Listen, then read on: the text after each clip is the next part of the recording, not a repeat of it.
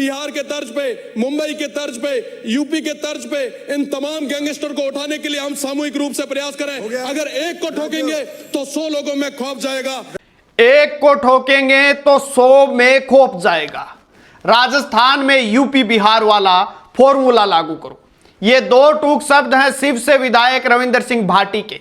आज राजस्थान विधानसभा में शून्यकाल के दौरान जो सबसे ज्वलंत मुद्दा है राजस्थान का गैंगस्टर से मिलने वाली धमकियां, जिसे शिव से निर्दलीय विधायक रविंदर सिंह भाटी ने उठाया।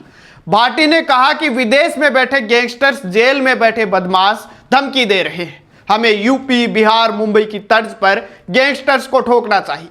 व्यापारी, डॉक्टर सहित प्रतिष्ठित लोग सुरक्षित नहीं है।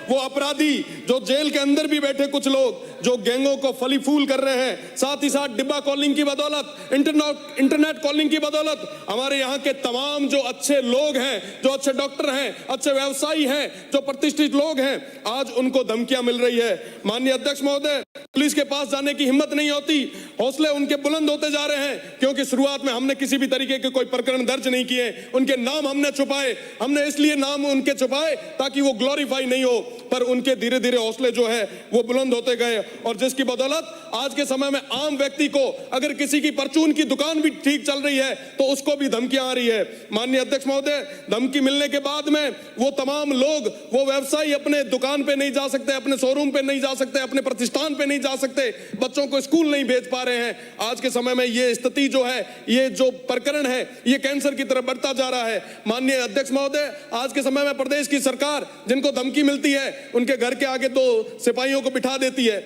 माननीय अध्यक्ष महोदय, कई प्रकरण ऐसे आए हैं कि 2 कांस्टेबल बिठाने के बावजूद भी वो तमाम जो गैंगस्टर है वो फोन करके कहते हैं कि ये 2 पुलिस वाले क्या आपकी जान बचा पाएंगे।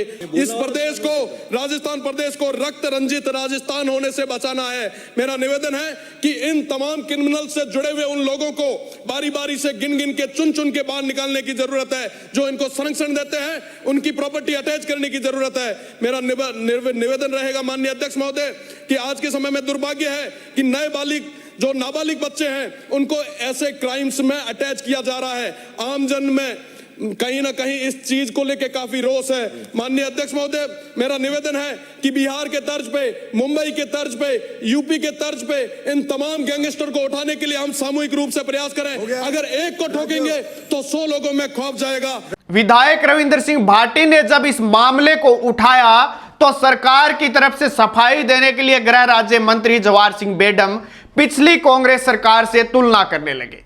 मंत्री जी ने कहा कि कांग्रेस राज में तो सरकार की छाती पर चढ़कर गोलियां चलाई जाती थी, अब ऐसा नहीं हो रहा है। इसके बाद मंत्री जवाहर सिंह बेडम और नेता प्रतिपक्ष टीकाराम जूली आपस में भिड़ गए।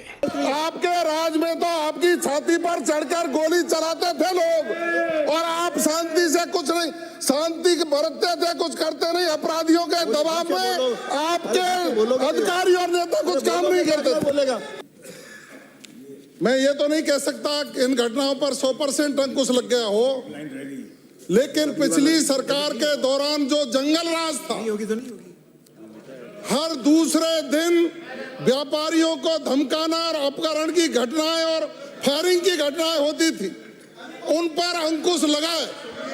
उन पर हमने अंकुश लगाने की पूरी कोशिश की है। मैं समझ सकता हूं कि हमारे द्वारा जवाब देना, आप क्या कार्रवाई करेंगे? सुनने में क्या, इस प्रकार से आपको सुनने में क्या आपत्ति है? मैं जब जवाब दे रहा हूँ, आपको सुनने में क्या आपत्ति है? डोटासरा जी की स्प्रिंग खत्म हुई तो आपकी चालू हो गई।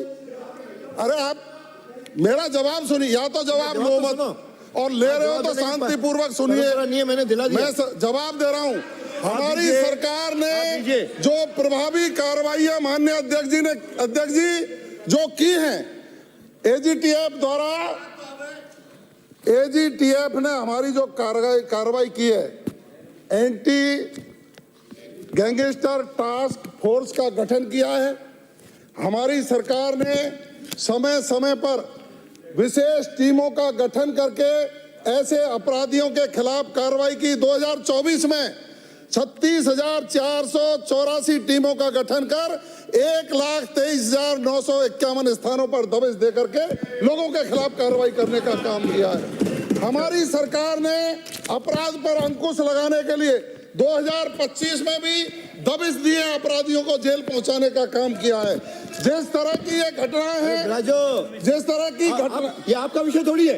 या तो आप सुनिए, नियमों में आपको बोलने दूंगा, ये आपका विषय। देश के बाहर की बात, आपके राज में तो आपकी छाती पर चढ़कर गोली चलाते थे लोग, और आप शांति से कुछ नहीं, शांति बरतते थे, कुछ करते नहीं। अपराधियों के दबाव में आपके अधिकारी और नेता कुछ काम नहीं करते। बोलेगा आप बोलो, शांत रहिए, बैठ जाइए। रामनिवास नो, आप माननीय अध्यक्ष जी, संक्षेप में उत्तर देना। हमारी एजीटीएफ ने रोहित गोदारा गैंग का 50,000 रुपए का इनामी अमरजीत बिश्नोई, उसको गिरफ्तार किया इटली से। कहां से किया? इटली में। इटली की वहां सूचना दी, वहां गिरफ्तार करवाया। और रोहित गोदारा गैंग के सक्रिय सदस्य अमरजीत बिश्नोई की पत्नी सुधा कंवर, उसको भी इटली के ट्रेपानी शहर से गिरफ्तार करवाया। हमारी एजीटीएफ ने लॉरेंस बिश्नोई, रोहित गोदारा गैंग के सक्रिय सदस्य आदित्य जैन और टोनी को दुबई से गिरफ्तार करवाया। हमारी एजीटीएफ टीम ने रोहित गोदारा गैंग के सक्रिय सदस्य अमित शर्मा और जैक पंडित पुत्र विनोद शर्मा को श्री गंगानगर के रहने वाले को सीबीआई और इंटरपोल के माध्यम से अमेरिकी एजेंसियों को सूचित कर अमेरिका में डिटेन हमने करवाया। हो गया। हमारी एजीटीएफ टीम ने जगजीत सिंह और जग्गा, इसको भी इंटरपोल की मदद से अमेरिका में गिरफ्तार करवाया। हम पूरी ताकत के साथ इन अपराधियों के खिलाफ कार्रवाई कर रहे हैं। माननीय भजनलाल जी का यह संकल्प है कि हम अपराध मुक्त। अब मंत्री जी को कौन बताए कि ये वही अपराधी हैं, वही अंदाज है और बिल्कुल बेखौफ होकर धमकियां दी जा रही है गैंगस्टर्स की ओर से। शायद मंत्री जी को पता नहीं कि उन्हीं की पार्टी के नेता यानी भाजपा के नेता को कुछ दिन पहले ही रंगदारी और जान से मारने की धमकी मिली है। कुचामन सिटी के रहने वाले भाजपा नेता विजय सिंह पलाड़ा को कुख्यात रोहित गोदारा गैंग के सदस्य वीरेंद्र चारण की ओर से जान से मारने की धमकी दी गई है। यह वही कुचामन है जहां पर कुछ समय पहले व्यापारी रमेश रुलानिया की हत्या रंगदारी नहीं देने पर कर दी गई थी। दोस्तों, अब सवाल आपसे है, क्या भजनलाल सरकार अपराधियों पर अंकुश लगाने में कामयाब हो पा रही है या फिर आंकड़ों में ही अपराध को कम करने की बात की जा रही है? कमेंट में अपनी राय जरूर लिखें।